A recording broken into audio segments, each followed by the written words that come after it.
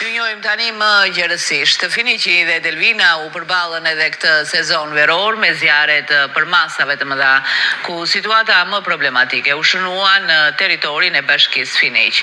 Pas një betejë disa orëshe me flakë, të vatrat që rrezikuan fshatra dhe banesa u vënë në kontroll fal operacionit të koordinuar të forcave zjarfikse, policisë së shtetit, forcave të armatosura, mbrojtjes civile dhe ndërhyrjes nga ajri me 3 helikopter.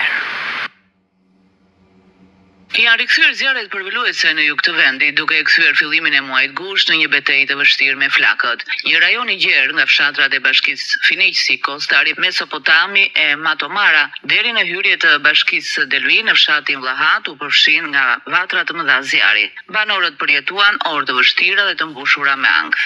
Në momentet e para, shumë prej tyre u përpoqën të mbronin vetë banesat dhe pronat deri në mbërritjen e forcave zjarfikse nga Finiqi, Delvina, Saranda, Konispoli, si dhe të strukturave të mbrojtjes civile, policisë së shtetit dhe forcave të armatosura. Në disa momente, sidomos në territorin e bashkisë Finiq, flakët rrezikuan të dilnin jashtë kontrollit dhe tu afroheshin banesave. Situata u përballua fal në koordinimit të gjitha strukturave të angazhuara në terren. Vendimtare në izolimin e zjarrit ishte ndërhyrja nga ajri. 3 helikopter punuan pa ndërprerje në kushte të vështira, mes temperaturave të larta dhe terrenit të thyer, duke bërë të mundur frenimin e përhapjes së flakëve drejt zonave të banuara. Pas një operacioni që zgjati për orë të tëra, zjarret u vënë në kontroll. Dita e sotme është paraqitur e qetë, ndërsa situata po monitorohet nga strukturat përgjegjëse, siç konfirmon edhe nënprefekti i Sarandës, Kristaq Kiço. Janë dëme në Pemtari, në Ullin, të cilat kuptohet që bashkia do organizoj verifikimin në vend edhe do shikojmë se sa është dëmi konkret. Zjarri në fakt me qenë se ishte i për masave të mëdha dhe duke i në momentet e para i pa përballueshëm, është futur edhe në fshatin e Kostarit, por kuptohet edhe me ndërhyrjen e forcave të rendit që duhet i falenderojmë, është bërë edhe evakuimi i banorëve me qëllim që mos të kemi problematika të humbjes së jetës dhe në fakt nuk kemi pasur dëme edhe në banesa.